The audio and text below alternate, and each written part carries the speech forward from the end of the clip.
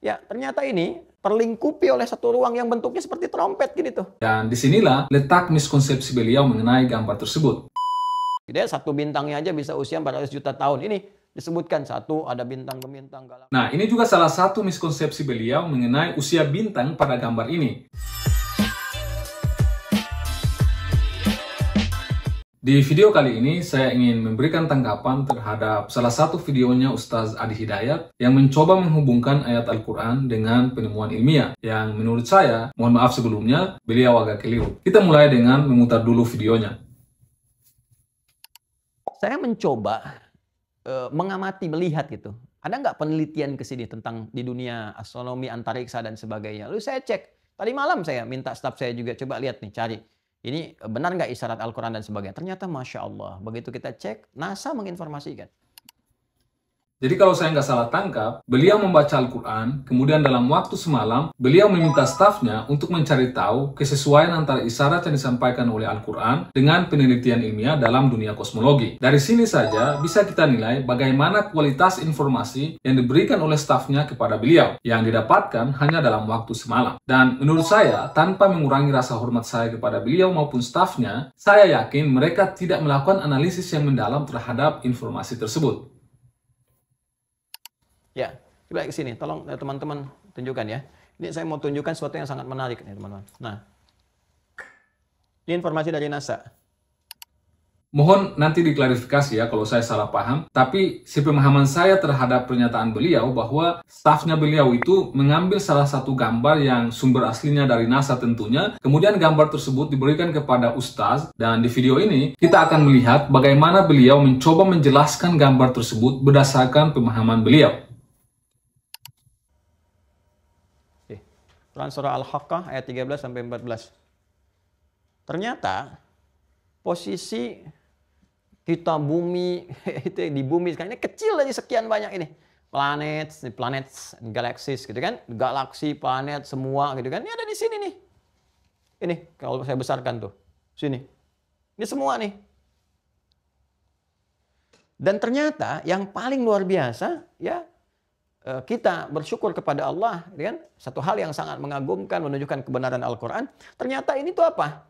Ya, ternyata ini bukan terperangkap lah istilahnya ya. Ya, berada dalam ruang, terlingkupi oleh satu ruang yang bentuknya seperti trompet gini tuh. Tuh. Bentuknya seperti trompet. Bahkan mereka membuat ukuran sendiri.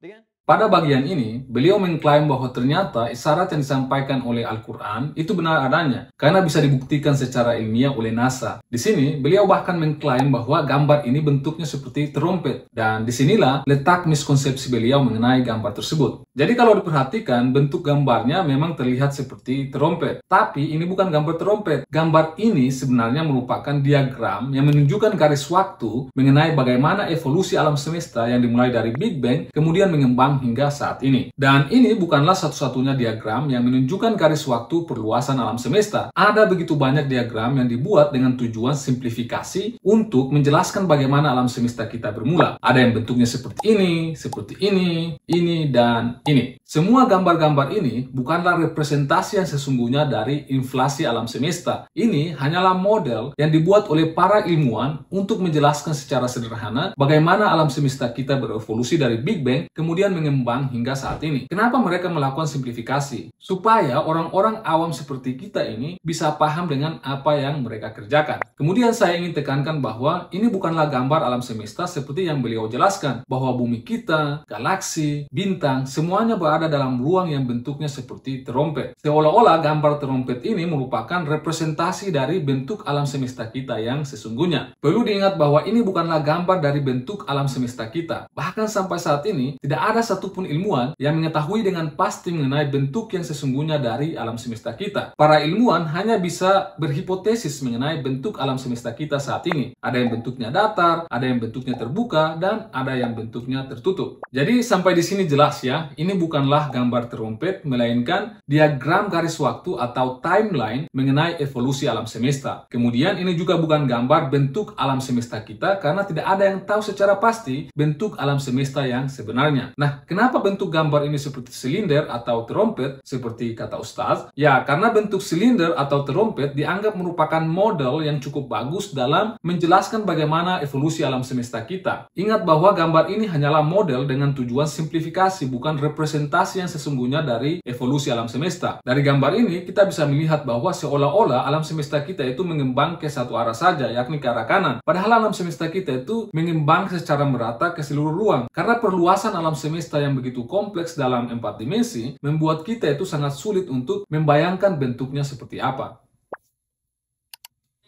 Itu kan?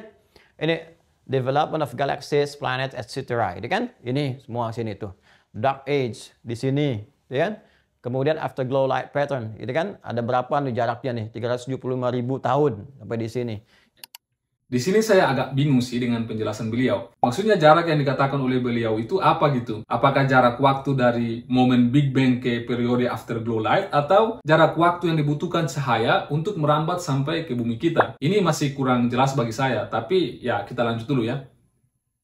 Inflasinya bagaimana, kuantum fluktuasinya seperti apa. Ini bahkan ya first stars about for 100 million years. Gitu ya, satu bintangnya aja bisa usia 400 juta tahun. Ini disebutkan satu ada bintang gemintang galaksi. Nah, ini juga salah satu miskonsepsi beliau mengenai usia bintang pada gambar ini. Beliau mengatakan bahwa satu bintangnya saja itu bisa usia 400 juta tahun. Mohon maaf ya Ustaz, tanpa mengurangi rasa hormat saya kepada Anda, saya harus meluruskan ini. Jadi 400 tahun di situ bukanlah menunjukkan usia bintang secara spesifik, melainkan waktu pertama kali bintang terbentuk di alam semesta, yaitu sekitar 400 juta tahun setelah Big Bang. Agar tidak ada lagi miskonsepsi yang muncul mengenai gambar ini, saya coba jelaskan secara singkat, padat, dan tidak jelas tentunya.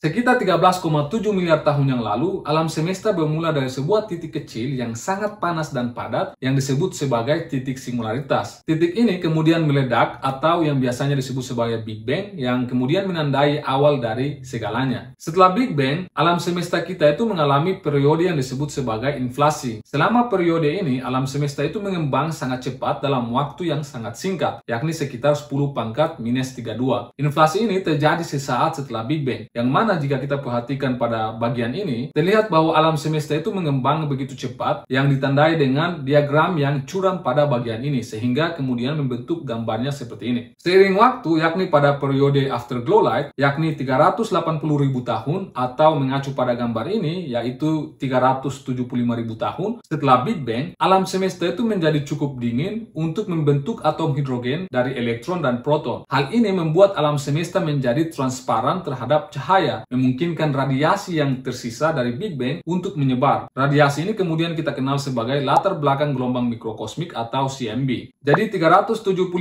tahun pada gambar ini merupakan periode waktu setelah Big Bang. Mengenai pernyataan Ustaz soal jarak yang 375.000 tahun tadi, tidak jelas bagi saya karena beliau tidak mengeksplorasinya lebih jauh. Setelah radiasi CMB terpancar, alam semesta itu masih gelap dan dingin karena tidak ada bintang atau galaksi yang terbentuk. Periode ini disebut sebagai Dark Age atau zaman kegelapan karena minimnya cahaya pada saat itu. Alam semesta menjadi gelap pada panjang gelombang yang lebih pendek karena efek dari penyerapan semua atom hidrogen. Kemudian, 400 juta tahun setelah Big Bang, gravitasi mulai menarik gas hidrogen dan helium bersama-sama. Ketika gas ini menjadi cukup padat dan panas, proses fusi nuklir dimulai, sehingga terbentuklah bintang-bintang pertama di alam semesta. Jadi bukan usia bintangnya yang 400 juta tahun seperti yang dikatakan oleh Ustaz, melainkan bintangnya baru mulai terbentuk 400 juta tahun setelah Big Bang. Nah, bintang-bintang pertama ini kemudian berkumpul bersama membentuk struktur yang lebih besar yang disebut sebagai galaksi. Proses ini terus berlanjut membentuk galaksi-galaksi yang lebih besar yang kita lihat di alam semesta sampai saat ini. Nah, pada awalnya para ilmuwan itu percaya bahwa perluasan alam semesta kita itu sedang melambat seiring dengan berjalannya waktu. Namun penemuan pada tahun 1998 menunjukkan sebaliknya. Para astronom menemukan bahwa supernova tertentu, yaitu ledakan bintang yang sangat terang, tampak lebih redup dari yang diperkirakan. Hal ini menunjukkan bahwa supernova tersebut bergerak lebih jauh dan dengan kecepatan yang lebih tinggi daripada yang diperkirakan sebelumnya. Dari penemuan ini, para ilmuwan mengajukan hipotesis tentang keberadaan zat misterius yang mereka sebut sebagai energi gelap. Mereka percaya bahwa energi gelap inilah yang mempercepat ekspansi alam semesta. Meskipun masih banyak penelitian yang harus dilakukan dilakukan untuk memahami dengan lebih baik sifat dari energi gelap ini, namun para kosmolog memperkirakan bahwa alam semesta kita itu kemungkinan akan terus mengembang dengan percepatan yang semakin besar. Jadi itulah deskripsi singkat, namun tidak jelas,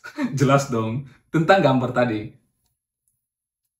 Satu, ada bintang-bintang, galaksi, asteroid, planet, macam-macam di sini. Dan seterusnya. Ternyata kita berada dalam ruang. Tuh.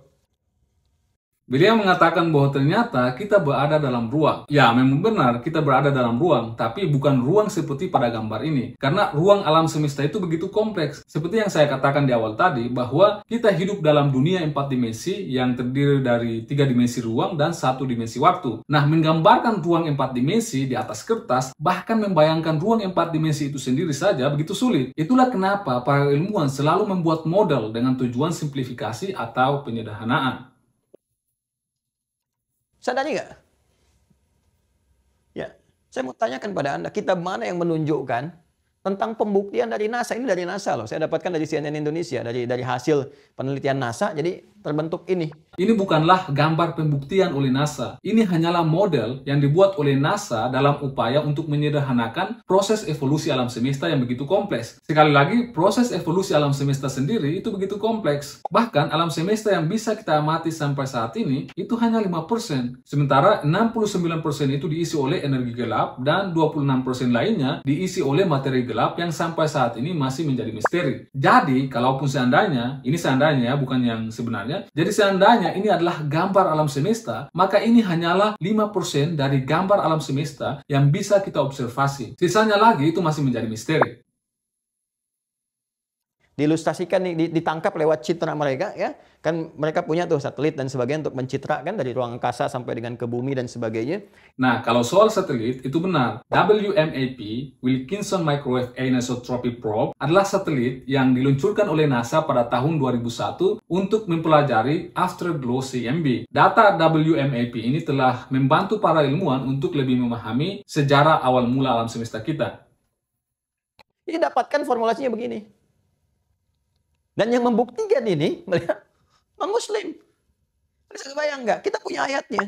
Jadi yang membuktikan ini non-Muslim. Tapi saya tidak akan mengomentari soal itu. Namun saya hanya ingin katakan seperti ini. Upaya kita untuk menghubungkan sains dengan agama itu merupakan upaya yang terkesan sangat memaksa. Menurut saya, jika kita memang betul-betul yakin dengan agama kita, seharusnya kita tidak lagi membutuhkan sains atau apapun itu untuk memvalidasi keyakinan kita. Karena kebenaran dalam agama kita seharusnya kita yakini sebagai kebenaran yang sifatnya absolut dan tidak terbantahkan. Sementara kebenaran dalam sains itu bisa diperdebatkan dan direvisi setiap saat. Menghubungkan sains dan agama hanya akan membuat keyakinan kita semakin berada dalam keadaan bahaya. Karena jika sains direvisi, apakah kita juga siap untuk merevisi keyakinan kita? Sains adalah sains dan agama adalah agama. Biarkan mereka bekerja di jalur masing-masing. Saya Muin Banyal, salam apapun itu untuk ilmu pengetahuan dan jangan mati sebelum meninggalkan karya.